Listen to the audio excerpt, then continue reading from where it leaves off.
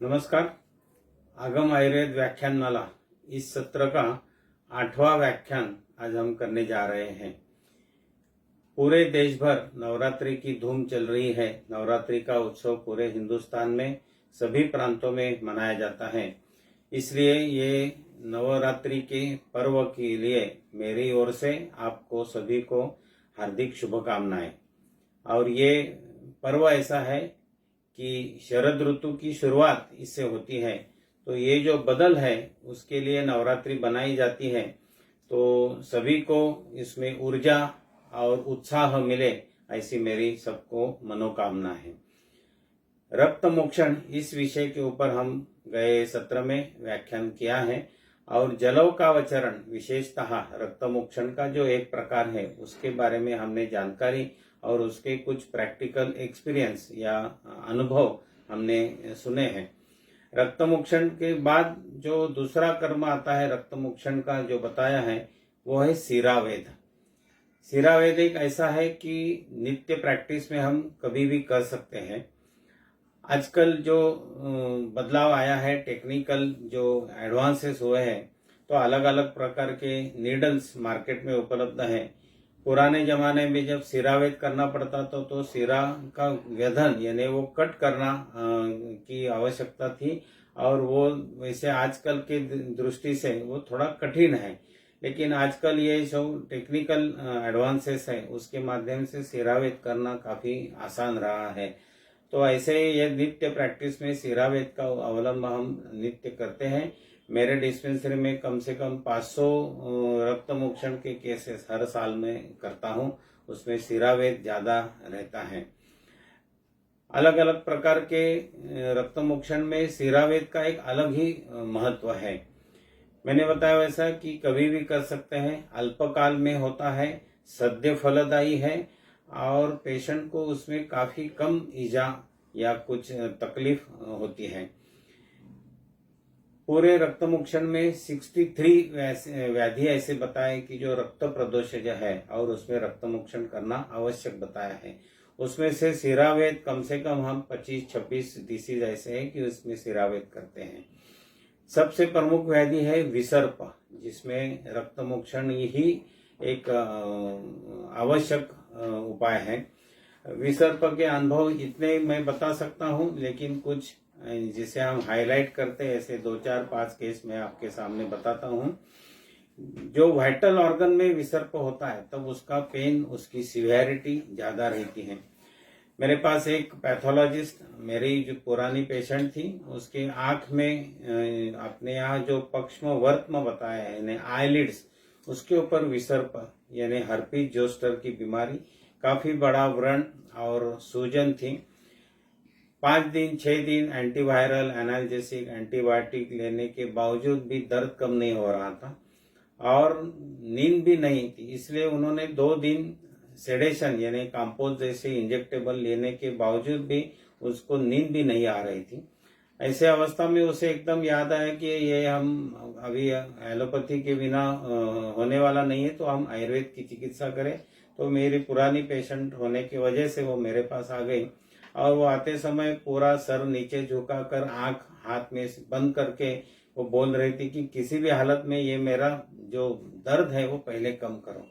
तो खुद पैथोलॉजिस्ट है, इसलिए मैंने बताया कि आपके पास उसका दवा था, आप क्यों नहीं किया, क्या करना है। मैंने बताया कि आप इतने लोगों का खून निकालते हैं, तो आपका खून निकालने के लिए किसी को बोलना तो ये आसान सी बात है। नहीं, मेरे दिमाग में नहीं आया। तो फिर मैंने उसे सुलाया। 18 नंबर की निडल मैं इसलिए इस्तेमाल करता हूँ। टूर्निकेट या ब्लड प्रेशर एपरेटस का जो कफ रहता है वो बांधकर थोड़ी हवा भर के उसका सिरावेद करते हैं और ज्यादा से ज्यादा 120 सीसी, 140 सीसी, मैक्सिमम 240 सीसी तक रक्त मोक्षण हम करते हैं। ये जो लड़की आई थी उसका रक्त मोक्षण मैंने करने के लिए शुरुआत किया। साधारणतः 60-70 सीसी रक्त निकालने के बाद वो तुरंत कहना उन्होंने शुरू किया कि सर दर्द कम हो रहा है, सर दर्द कम हो रहा है। ऐसे करके मैंने उस दिन उसका साधारणतः 140 सीसी, 140 सीसी रक्त मोक्षण करना किया और वो करने के बाद उसका जो दर्द था वो काफी, जिसे हम कहते हैं ऑन द स्पॉट, बिल्कुल कम हो गया। तो उन्होंने पूछा कि डॉक्टर साहब ये ऐसे कैसे हैं? तो यही आयुर्वेद की विशेषता है कि ऐसे गंभीर व्याधियों में रक्त मोक्षण का काफी एक अच्छा परिणाम हम प्रैक्टिस में देखते हैं, और जिसे हम मिरेकल इफेक्ट्स कहते हैं, ऐसे हम देते हैं, और पेशेंट उस वजह से अच्छी मात्रा में ठीक होते हैं। अन्यथा पेन किलर्स, एंटीबायोटिक या एंटीवायरल ड्रग का इसमें काफी उपयोग नहीं होता, ऐसा हमारा व्यक्तिगत प्रैक्टिस का अनुभव है, काफी लोगों का भी है। तो ये शोधन चिकित्सा जो है वो काफी है, क्योंकि विसर्प ये पित्त प्रधान व्याधि है। प्रायः शरद ऋतु में उसके पेशेंट ज्यादा देखने के लिए मिलते हैं, और वैसे रक्त मोक्षण करने के बाद अच्छी तरह से राहत हम दे सकते हैं। ऐसे विसर्प के अलग अलग प्रकार के पेशेंट उसमें, जिसे मॉडर्न के अनुसार या अपने यहाँ अग्नि विसर्प, विसर्प जिसे हर्पीज जोस्टर, इरिसिपैलिस, ऐसे उसका अलग प्रकार से वर्णन होता है। तो ये ऐसे जो पित्त प्रधान व्याधि है उसमें रक्त मोक्षण ये अत्यंत प्रभावी चिकित्सा है, और उसका नित्य प्रैक्टिस में हम उपयोग करते हैं। काफी पेशेंट आजकल अलग अलग प्रकार की दवा लेने के बाद, जिसे हम कहते हैं आयुर्वेद में अंतर्दाह, ऐसे लक्षण होता है कि टेम्परेचर नापने के बाद वो थर्मामीटर में आता नहीं, लेकिन पेशेंट कहता है कि अंदर से बिल्कुल गर्म हो रहा है। आजकल कैंसर की कीमोथेरेपी लेने के बाद भी ऐसे पेशेंट देखने के लिए मिलते हैं। तो इसमें भी रक्त वृद्धि या रक्त दुष्टि रहती है। तो ये अंतर्दाह, ये लक्षण कम करना है तो आभ्यंतर चिकित्सा तो हम करते ही है, लेकिन सबसे प्रभावी जो चिकित्सा है वो रक्त मोक्षण है। इसमें भी सिरावेद हम करते हैं, तो जैसे जैसे खून निकलता है वैसे ही उसको पेशेंट को राहत मिलती है। मेरे को याद है एक पेशेंट मेरे पास आया था, अंतर्दाह से पीड़ित, 10-15 दिन नींद बिल्कुल नहीं, आंख में अंगार। तो मैंने जैसे रक्त मोक्षण शुरू किया, 40-50 सीसी रक्त निकलने के बाद उन्होंने कहना शुरुआत किया कि सर जरा अच्छा ठंडा लग रहा है, और इसका खून भी इतना गर्म था, क्योंकि वो रक्त मोक्षण करते हैं तो किडनी ट्रे में भी काफी गर्मी महसूस हो रही थी। तो ये ऐसे पित्त प्रधान व्याधि है, उसमें रक्त मोक्षण एक प्रभावी उपचार है। अंतर्दाह के पेशेंट आजकल के प्रैक्टिस में काफी देखने के लिए मिलते हैं, क्योंकि एनाल्जेसिक, एंटीपायरेटिक ये ड्रग्स के सेवन काफी बड़ी मात्रा में लोग करते हैं। सादा बुखार होगा तो आजकल टीवी में डोलो 650 की एडवर्टाइज चलती है, तो ऐसे कल्प की वजह से यह बीमारी उत्पन्न होती है। तो उसमें एक रक्त मोक्षण प्रभावी उपचार है। सबको मालूम है कि जिसे व्यावहारिक रूप में सोरियासिस या एक्जिमा, ये दो बड़े डिसीज है, समाज में काफी मात्रा में देखने के लिए मिलते हैं। उसे आयुर्वेद में एक कुष्ठ और विचर्चिका, ऐसे दो में उसका वर्णन हो सकता है, लेकिन ये दोनों डिसीज में डायग्नोसिस के लिए डिमार्केशन काफी कम है। मेरा अनुभव व्यक्तिगत ऐसा है कि कुछ पेशेंट शुरू में आपके सामने आते हैं तब उनका डायग्नोसिस आप शायद विचर्चिका करते हैं, लेकिन कालांतर में जिसे आप एक्जिमा कहते हैं वो पेशेंट बाद में सोरियासिस में कन्वर्ट हुआ है, ऐसा देखने के लिए मिलता है। ऐसा विपरीत भी होता है।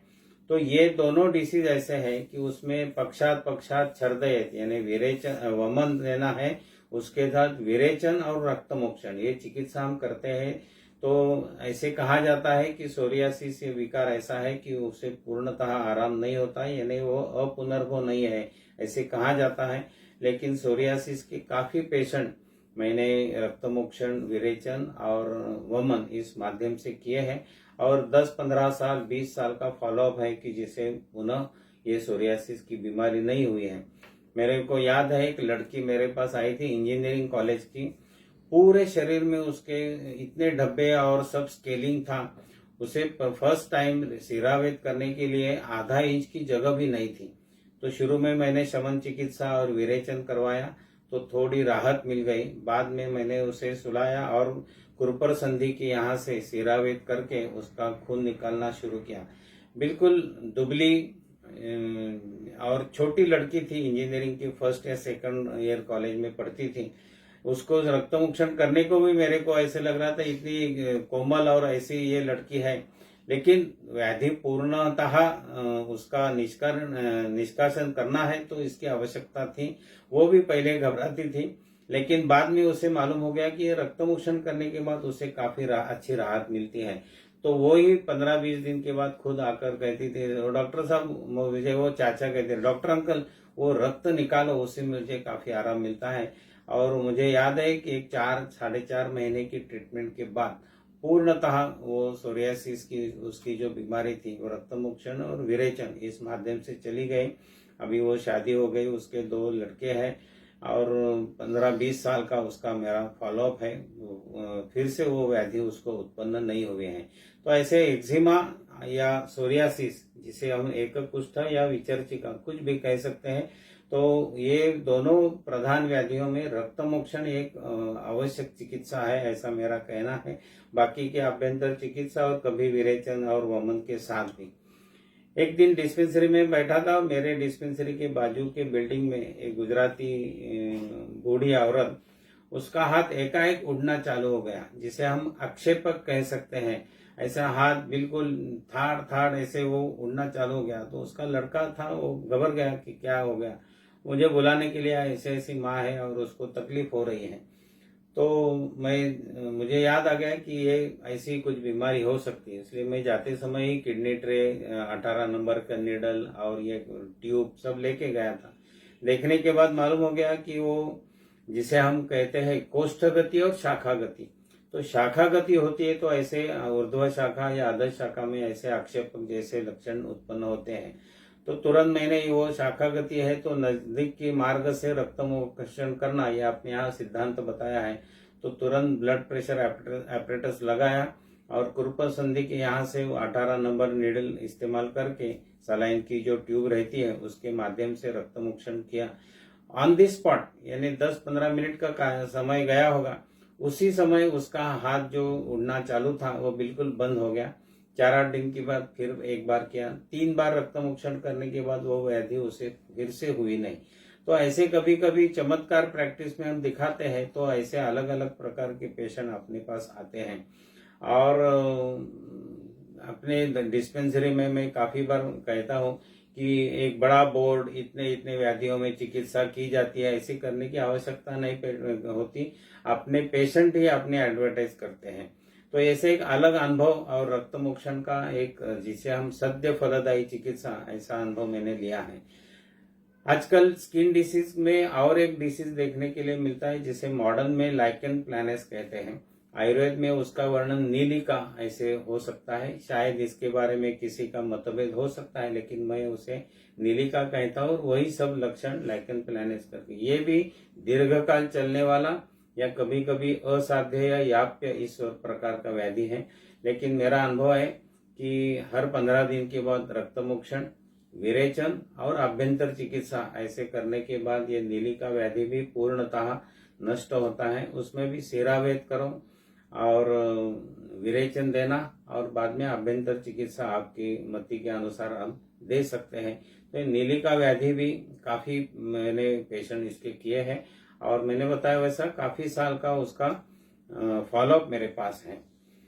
मैं थाना से नजदीक वाड़ा तालुका है और वहाँ एक वनवासी क्षेत्र में डिस्पेंसरी चलाने के लिए जाता था। वहाँ के एक MBBS डॉक्टर है, उनके साथ शुरू में मैंने जाना चालू किया।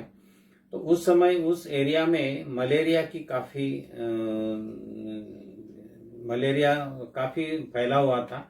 और वो मलेरिया ट्रीट होने के बाद मलेरिया का ड्रग और उसका उपद्रव, उसके माध्यम से प्लीहा वृद्धि यानी स्प्लीनोमेगाली काफी पेशेंट थे। वो डॉक्टर और उसकी सब फैमिली, जैसे हम मेडिकल में कहते हैं 4 फिंगर डायलेटेशन, 5 फिंगर, इतनी प्लीहा वृद्धि मैंने उस समय मलेरिया में देखी। उन्होंने पूछा कि ये मलेरिया फिर से वापस नहीं आने के लिए और ये स्प्लीनोमेगाली कम करने के लिए आपके पास कुछ दवा है क्या? मैंने बताया बिल्कुल सादा है, क्या करना पड़ेगा? तो मैंने बताया कि हर 15 दिन के बाद वाम कुरुपर संधि से रक्तमोक्षण करो, ये मलेरिया भी फिर से आएगा नहीं और ये स्प्लीनोमेगाली बिल्कुल कम हो जाएगी। ऐसे कैसे हो सकता है? देखो, तो मैंने उसी दिन वो डॉक्टर खुद, उनकी पत्नी और दोनों का रक्तमोक्षण किया। कैसे करना उनको सिखाया। वो तो MBBS थे, उन्हें रक्तमोक्षण सिखाने की वैसे वो तो आवश्यकता नहीं थी, लेकिन क्या करते हैं हम। और हर 15 दिन के बाद हमने रक्तमोक्षण करने के बाद हमें ऐसे मालूम हो गया कि 1 महीने के अंदर स्प्लेनोमेगाली बिल्कुल कम हो गई। ये रिकरेंट मलेरिया के जो अटैक्स आते हैं वो भी कम हो गए।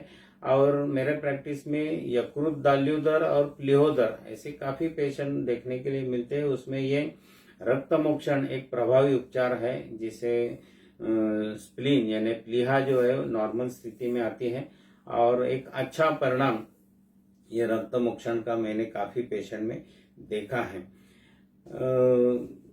शिरोरोग में रक्तमोक्षण करना है, ऐसे अपने यहाँ सुश्रुत में एक संदर्भ है। मेरे पास एक क्लास में पढ़ाने वाली टीचर थी, शायद मेरे ख्याल से 30, 32 या 35 साल की उम्र होगी उसकी। और सर पकड़ के ही आई थी कि बस मुझे प्रकाश सहन नहीं हो रहा है, काफी गहरी और जिसे हम कहते हैं तोदवत पीड़ा, यानी वो सर दबा कर ही बैठी थी। तो आपने ऐसे बताया कि ये रक्त प्रदोष जो व्याधि है और उसमें रक्तमोक्षण करने से तुरंत आराम मिलता है। तो मैंने उसे तुरंत सुलाया और कुरपर संधि की यहाँ से 18 नंबर की नीडल इस्तेमाल करके और ये सलाइन की ट्यूब और उसे रक्तमोक्षण किया। तुरंत जब मैंने रक्तमोक्षण किया 120 सीसी रक्तमोक्षण करने के बाद उसका सर दर्द उसी समय कम हुआ था।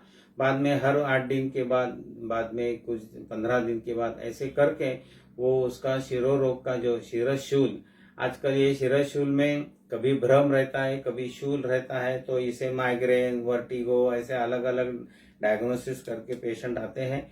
अपनी दृष्टि से वो पित्त प्रधान है, रक्त दृष्टि से है, पीनस है, अर्धावभेदक है, सूर्यावर्त है, ऐसा अलग अलग निदान अपनी दृष्टि से होता है। पित्त वृद्धि या रक्त दृष्टि से है तो ये रक्तमोक्षण करना आवश्यक रहता है। और काफी ये गंभीर बीमारी हम बिल्कुल झट से, क्योंकि रक्तमोक्षण करने के बाद तुरंत असर होता है और पेशेंट को हम अच्छी तरह से विदाउट एनी पेन किलर राहत दे सकते हैं। आजकल ब्लड प्रेशर एक ऐसी बीमारी है कि पुराने जमाने में आफ्टर 40 या 50 के बाद ब्लड प्रेशर देखने के लिए मिलता था। आज मेरे डिस्पेंसरी में 25, 26, 30 साल के लड़के लड़कियां भी ब्लड प्रेशर से पीड़ित रहते हैं। तो ये ब्लड प्रेशर का विचार आयुर्वेदिक दृष्टि से करना है तो कभी कभी धातु क्षय जन्य संप्राप्ति रहती है या कभी मार्गावरोध जन्य रह सकती है। अलग अलग विचार उसका हो सकता है। आयुर्वेद की दृष्टि से कभी कभी आवरण विचार उसका भी करना पड़ता है या स्त्रोतोरोध। मैं ऐसा करता हूं कि ऐसे ब्लड प्रेशर के जो रुग्ण हैं उनको हर 15 दिन में विरेचन और हर 15 दिन के बाद रक्तमोक्षण ऐसे करने के बाद ये एंटी हाइपरटेंसिव ड्रग्स जो है वो देने की आवश्यकता नहीं होती।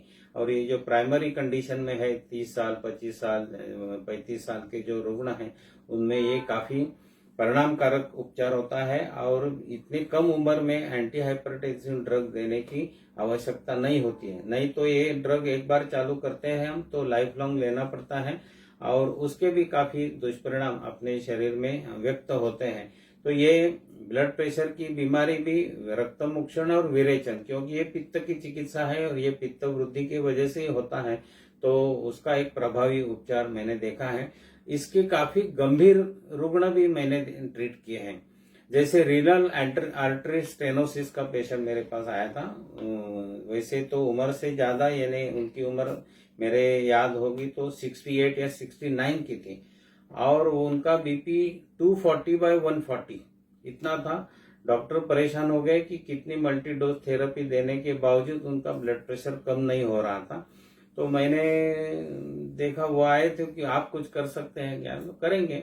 मैंने उसे तुरंत सुलाया और उनका रक्तमोक्षण किया। वैसे तो वृद्ध अवस्था में रक्तमोक्षण करना नहीं करना किसी के मन में शंका उत्पन्न हो सकती है, लेकिन यहाँ अवस्था क्या है और उसके दुष्परिणाम क्या होने वाले हैं उसका विचार करना पड़ता है। इसलिए मैंने उनका हर 8 दिन के बाद रक्तमोक्षण करने से उनका, अदरवाइज ये ब्रेन हेमरेज हो सकता है। ब्रेन हेमरेज की वजह से उन्हें पक्षाघात या अलग प्रकार के कॉम्प्लिकेशंस हो सकते थे। मैंने एक 4 महीना 4.5 महीने तक उनको ट्रीटमेंट करने के बाद उनका काफी ब्लड प्रेशर कंट्रोल रहता था।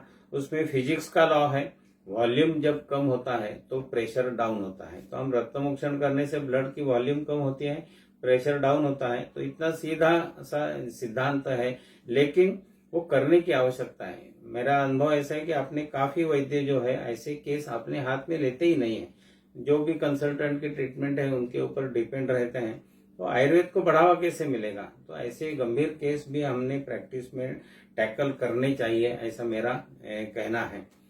मेरे पास आने वाली एक कॉलेज की, आयुर्वेद कॉलेज की लड़की थी। उसके पिताजी जो थे वो सबमरीन जो दुरुस्त करते हैं वहां काम करते थे। वो बंगाली थे और दिन में 8 घंटा वो समुन्द्र में पानी के नीचे ही उनका काम रहता था। बंगाली होने की वजह से मच्छी या नॉनवेज का प्रमाण ज्यादा था। एक दिन वो मेरे पास डिस्पेंसरी में आए थे। वो शायद समय दोपहर को 12 साढ़े 12 बज गए होते, और जिसका डायग्नोसिस मॉडर्न की ओर से एक्यूट डिप्लोपिया कहते हैं। उनको उस समय एक आंख से 3 और दूसरे आंख से 3 डॉक्टर वेलणकर दिख रहे थे, 6 वेलणकर उनको दिख रहे थे। ऐसे जो चित्र है वो हमने पुराने जमाने में जो श्री कृष्ण लीला ऐसे पिक्चर देखते थे, वो कंस को ऐसा श्री कृष्ण की एक एक साथ 5 6 7 प्रतिकृति दिखती थी, वैसा उन्होंने कहा मुझे आप 6 दिख रहे हैं।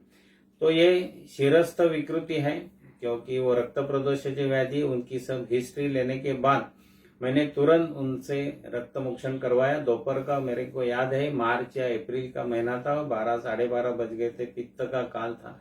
तो ये सभी देखकर 120 या 150 सीसी रक्त मोक्षण मैंने किया होगा।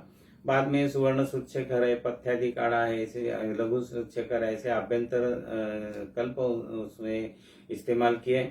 शाम के समय उनका डिप्लोपिया की जो तकलीफ थी वो बिल्कुल नॉर्मल हो गए थे। उनसे आने के बाद एक ही वेलणकर दिख रहे थे। बाद में 5-6 बार उनको मैंने रक्त मोक्षण करवाया। विरेचन शोधन करने के बाद उनकी बीमारी चली गई। ऐसे कुछ साल के बाद फिर से एक बार उनको हुआ था, तब भी यही चिकित्सा करने से उनको राहत मिली थी। तो ये डिप्लोपिया की बाद में काफी पेशेंट मैंने ट्रीट किए हैं। तो ये रक्त प्रदोषज व्याधि है, तो रक्त मोक्षण अनिवार्य है। और ऐसे गंभीर अवस्था में नहीं तो रुग्ण हॉस्पिटल में एडमिट होते हैं, सीटी स्कैन करो, ये करो, ये नहीं, इतनी अभी ये रक्त मोक्षण के आप कितना चार्ज लेना है आपके ऊपर है।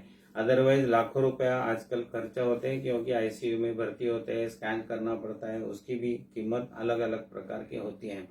तो ऐसे गंभीर अवस्था में रक्त मोक्षण एक सद्य फलदायी चिकित्सा है और उसका काफी परिणाम अच्छा देखने के लिए मिलता है। आजकल और एक पेशेंट या बीमारी प्रैक्टिस में देखने के लिए मिलते हैं, उसे वेरिकोज वेन्स कहते हैं। वेरिकोज वेन्स काफी अलग अलग खड़े रह के काम करना है, बाकी 2 व्हीलर्स का ड्राइविंग ज्यादा रहता है, अलग अलग प्रकार की वजह हो सकते हैं। लेकिन एक बार वेरिकोसिटी डेवलप हो गई तो आजकल लेजर ट्रीटमेंट या अलग अलग प्रकार की ट्रीटमेंट है, लेकिन उसका दीर्घकालीन परिणाम अच्छा नहीं देखने के लिए मिलता है, पेशेंट त्रस्त रहता है। तो ये वेरिकोज वेन्स जो है उसमें उसी सीरा में जहां वेरिकोसिटी डेवलप हुई है वहां तो कोई सीरा बिल्कुल दुष्ट रूप रहते हैं, वहां ही निडल लगा के हम वहां से रक्त मोक्षण करते हैं। ये करने से काफी राहत होती है, क्योंकि उनका जो रक्त है वो ऊपर नहीं जाता है, वो हम वहां से निकल डालने के बाद प्रेशर कम होता है और ये वेरिकोसिटी यानी सीरा कौटिल्य जो है वो ठीक होता है। दर्द, शोथ और बाकी की जो भी लक्षण है वो कम होते हैं। और ऐसे हर 15 दिन 20 दिन के बाद हम वही स्थानिक रक्त मोक्षण करने से काफी पेशेंट मैंने ठीक किए। कभी कभी उसके माध्यम से वेरिकोस अल्सर्स होते हैं, तो उसमें भी रक्त मोक्षण करने के बाद स्थानिक जलोकाचरण या और अन्य व्रण चिकित्सा से इन्हें 20-20 साल तक अल्सर नहीं हिलप हुए, ऐसे पेशेंट मैंने पूर्णतः आयुर्वेदिक चिकित्सा से किए हैं। उसमें एक रक्त मोक्षण का काफी रोल महत्व का रहा है और उसे स्थानिक ही रक्त मोक्षण करना पड़ता है। काफी वैद्य यहाँ से रक्त मोक्षण करते नहीं, लेकिन मेरे प्रैक्टिस में मैं वहाँ अच्छी तरह से उसका उपयोग करता हूँ। एक लड़की मेरे पास आई थी, 10वीं की कक्षा में पढ़ती थी और उनकी मार्च में बोर्ड एग्जाम थी और उसके पहले उनसे 3-4 महीना अपने यहाँ जो विद्रति बताया है, ऐसे उनको व्रण काफी शरीर में, पहले फुंसी आना, बाद में उसमें पाक प्रक्रिया, वो कभी कभी उसमें से पस या स्त्राव होना, लेकिन वो 3-4 दिन प्रचंड दर्द और बुखार आना, तो एंटीबायोटिक एनाल्जेसिक एक बार हो गया, 2 बार हो गया, 3 बार हो गया, तो उसे क्या करना उसमें दिमाग में नहीं आ रहा था। और वो डॉक्टर बोला मैंने जो करना है वो कर रहता है, लेकिन ये रिकरेंस क्यों है मालूम नहीं है। तो वो वैसे तो रायगढ़ डिस्ट्रिक्ट के रहने वाली थी, लेकिन उनके रिश्तेदार मेरे क्लोज पेशेंट हैं। उन्होंने बताया आप ऐसा करो यहाँ डोंबिवली आ जाइए, हमारे डॉक्टर आपको कुछ अच्छा इलाज करेंगे। वो आने के बाद मैंने देखा, हिस्ट्री लेकर उसी दिन उसका 80-90 सीसी रक्तमोक्षण मैंने किया। हर 8 दिन के बाद करने से मेरे को याद है 4 या 5 ही बार उसका रक्तमोक्षण हो गया। बीच में विरेचन दिया मैंने, और बाद में 2 साल 3 साल में एक बार भी उसे ये वृद्धि या व्रण उत्पत्ति बिल्कुल हुई नहीं। ऐसे फुंसी आना ये बिल्कुल हुआ ही नहीं। इतनी खुश हो गई कि नहीं तो उसकी 10वीं की परीक्षा कैसे देना, बोर्ड एग्जाम, उसके सामने प्रश्न था, लेकिन वो बिल्कुल अच्छी तरह से उसमें से ठीक हो गई। तो ऐसे काफी अलग अलग प्रकार में रक्तमोक्षण का उपयोग होता है। हेपेटाइटिस ऐसा एक डिसीज है कि जिसमें कभी जलौकावचरण करना पड़ता है, कभी सिरावेद भी होता है।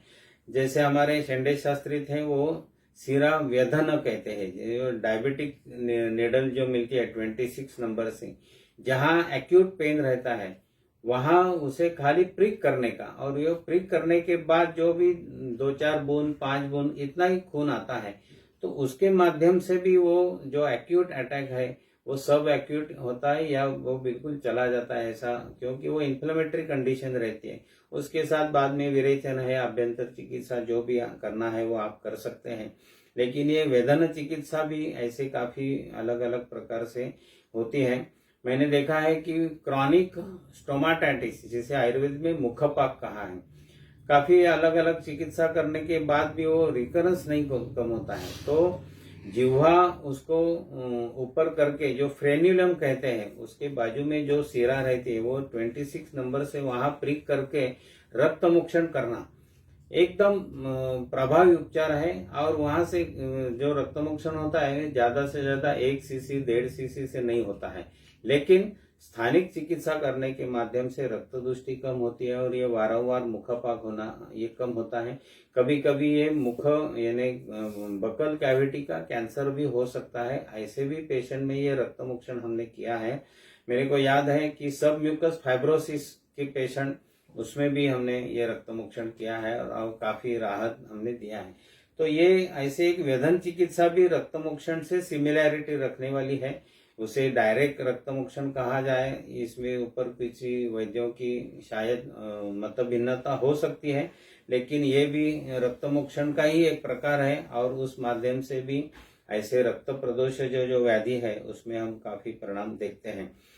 अतिस्वेद प्रवृत्ति, कुछ लड़के लड़कियां ऐसे रहते हैं कि काफी पसीना आता है, ये भी पित्त वृद्धि की वजह से ही होने वाला व्याधि है। तो बाकी हेतु का विचार करके उसका निराकरण करना, क्योंकि हेतु ढूंढना ये भी प्रैक्टिस में सभी महत्व का अंग रहता है।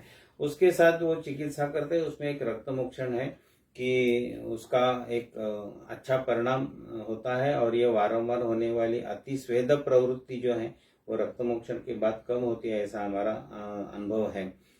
एक ऐसी गंभीर केस मैंने ट्रीट किया है, शायद आपने कभी ऐसी केस आयुर्वेद के माध्यम से ट्रीट करने का किसी को मौका मिला है ऐसे मेरे को जानकारी नहीं है। पेशेंट मूलतः गोवा की थी और एक्यूट लंबर स्पॉन्डिलोसिस की बीमारी की वजह से एमआरआई करते समय जो डाई इंजेक्ट करते हैं उसके माध्यम से उसको तकलीफ हो गई, कोमा में चली गई और वो गोवा से मुंबई के शुश्रूषा हॉस्पिटल में भर्ती हो गई, क्योंकि गोवा में उस समय उसकी कुछ चिकित्सा ठीक तरह से नहीं हो सकती ऐसे उनका कहना था। यहाँ होने के बाद जो सब इन्वेस्टिगेशंस हो गए, एमआरआई स्कैन हो गया, तो उसमें उन्होंने कहा कि ये वायरल मेनिंजाइटिस है। अभी आजकल मैं ऐसे कहता हूँ कि कुछ समझ में नहीं आता है तो वायरल बोल देने का, वायरल कॉक्स है, वायरल फीवर है, क्योंकि उसका कारण जो है समझ में नहीं आता। ऐसे दूसरे के ऊपर टिप्पणी करना मेरा स्वभाव नहीं, लेकिन कभी कभी ऐसा होता है कि नहीं समझ में आया तो वायरल बोल देने का, पेशेंट को भी समझता नहीं, बाकी को भी नहीं समझता है। तो ये वायरल मेनिंजाइटिस करके वो जो लेडी थी, तीव्र शिरशूल और तीव्र ज्वर 102 103 तक, और वो बिल्कुल कम नहीं हो रहा था। ऐसे 8 दिन हो गए, 10 दिन हो गए, दिन प्रतिदिन वो उसकी जो क्लिनिकल कंडीशन वो धीरे धीरे जिसे हम कहें गंभीर हो रही थी। तो उसकी एक रिश्तेदार है, वो बीएमएस डॉक्टर है, उन्होंने मेरा नाम सुना तो उन्होंने सोचा कि अभी इससे नहीं हो रहा है तो कुछ आयुर्वेद का उपचार करेंगे। उसका मेरे को फोन आ गया कि सर ऐसा ऐसा है, क्या कर सकते हैं। तो मैंने बताया कि हॉस्पिटल में तो मैं नहीं कुछ कर सकता और मेरे को अलाउ नहीं करेंगे। तो हमने अगेंस्ट मेडिकल एडवाइस उसको डिस्चार्ज लेकर वहाँ डोंबिवली में लेके आए। और मेनिंजाइटिस मीन मस्तिष्क यानी रक्त धातु, शोथ है, इन्फ्लेमेटरी कंडीशन है, ज्वर है और तीव्र रुझा, यानी उन्होंने उस समय ऐसा कहा था आज या कल तक ये सर दर्द नहीं कम होता है तो ये 6वें माले से मैं कूद करके आत्महत्या करूंगी, ऐसी उसकी एक दिन की पहली बात थी। तो ऐसे गंभीर अवस्था में मैंने रुग्ण अगेंस्ट मेडिकल एडवाइस डिस्चार्ज लेके घर वापस आया था। आने के बाद उसी दिन रात को 9:30 बजे मैंने कम से कम 150 सीसी रक्तमोक्षण उसका किया होगा। बाद में आभ्यंतर चिकित्सा में चंद्रकला है, सुवर्ण सुच्छेखर है, अमृतारिष्ट है, षडंगोदक है, जो भी अपनी तीव्र ज्वर की चिकित्सा है पित्त प्रदान, वो शुरुआत किया। दूसरे दिन मैंने उसका 100 सीसी और तीसरे दिन 80 सीसी ऐसे रक्तमोक्षण करने के बाद 6वें दिन उनका ज्वर मोक्ष और शिरशुल कम हो गया। तीसरे दिन ही रक्तमोक्षण करने के बाद शिरशुल बंद हुआ था, लेकिन ज्वर कम होने के लिए 6वां दिन उनको हो गया। षडंगोदक बाकी अपने ज्वरे लंघनम कुर्यात पश्चात तो आमपाचनम वगैरह जो भी चिकित्सा सूत्र है वो अपने को इस्तेमाल करना ही पड़ता है। लेकिन ऐसी गंभीर अवस्था बाद में मुझे याद है मैंने टोटल 28 बार उसका रक्तमोक्षण किया है।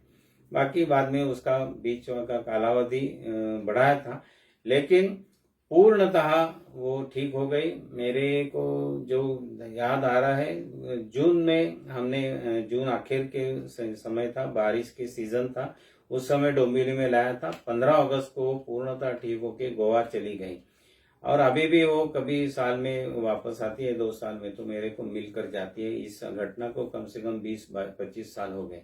तो ऐसी गंभीर अवस्था में भी आयुर्वेद की चिकित्सा अच्छी तरह से फायदेमंद होती है। मैं ऐसे कहता हूं कि डेयर एंड एक्ट ये प्रैक्टिस का सूत्र होना चाहिए। कौन सा भी पेशेंट नकारना नहीं है, अपना जो सिद्धांत बताया है वो सिद्धांत थोड़ा याद करो और उसके माध्यम से चिकित्सा करते हैं तो यश मिलता है। ऐसे ही एक हमारे यहाँ के हॉस्पिटल की नर्स थी, उसकी जो सांस थी उसको ब्रेन ट्यूमर हुआ था। वो ऐसे जगह था कि वो पूरा एक्सरसाइज नहीं कर सकते, उसका ऑपरेट तो हुआ था लेकिन वो फिर से बढ़ रहा है ऐसे उनको ध्यान में आया। और ब्रेन ट्यूमर का ऑपरेट होता है तो कभी पूर्णतः ट्यूमर एक्सरसाइज नहीं किया जाता है क्योंकि होता नहीं। निसर्ग का नियम ऐसा है, जो चीज हम काटते हैं वो फिर से बढ़ती है। तो डॉक्टर ने 2 बार ऑपरेशन करने के बाद उन्हें बताया कि वह अभी तो ऑपरेटिव कुछ कर नहीं सकते, बाकी करना कुछ मुमकिन नहीं है। तो वो मुझे मिलने के लिए आ गई कि आप कुछ कर सकते हैं क्या। तो मैंने बताया ट्राई करेंगे, देखेंगे। हर 15 या 20 दिन के बाद हमने उनका रक्तमोक्षण किया, बाकी आभ्यंतर चिकित्सा करके मेरे को याद है कि 1 साल तक ट्यूमर की साइज उनकी वही थी। तो ये अपनी चिकित्सा का एक दृश्य रूप और फलदायी चिकित्सा ऐसा उसका स्वरूप है। अदरवाइज वो ट्यूमर 3-4 महीने के अंदर फिर से बढ़ता था और वो बढ़ने के बाद अभी उसकी ऑपरेटिव करने की क्षमता नहीं थी क्योंकि वो ऑपरेट नहीं होने वाला था। तो ऐसे गंभीर अवस्था में भी 1-1.5 साल तक का आयु देना और विदाउट एनी कॉम्प्लिकेशन या विदाउट एनी सिम्टम, ये भी एक अपनी प्रैक्टिस का एम हो सकता है। तो ऐसे अलग अलग प्रकार के रक्तमोक्षण के अनुभव मेरे प्रैक्टिस में काफी मैंने किए हैं और पेशेंट काफी दिन तक याद निकलते हैं। आजकल एक बहुत बड़ी मात्रा में देखने के लिए रुग्ण मिलते हैं वो हेपेटाइटिस बी पॉजिटिव। आजकल वैसे ए सी ई भी मिलता है, लेकिन बी का जो प्रभाव है और बी की जो थोड़ा कॉम्प्लिकेशन ज्यादा है। तो B hepatitis B positive patient भी मैंने काफी किए हैं जिनकी हेपेटाइटिस बी बाद में नेगेटिव आते हैं और उनका भी काफी साल का फॉलोअप रहने वाले भी मेरे पास पेशेंट है। कुछ पेशेंट का बाद में 6-7 साल के बाद फिर से पॉजिटिव हो गए, ऐसे भी पेशेंट है। लेकिन ये हेपेटाइटिस बी पेशेंट में भी मैं रक्तमोक्षण और विरेचन इसका इस्तेमाल करता हूँ, क्योंकि ये रक्त प्रदोष जो व्याधि में ही होता है और यकृत ये रक्त व स्रोतस का मूल स्थान है।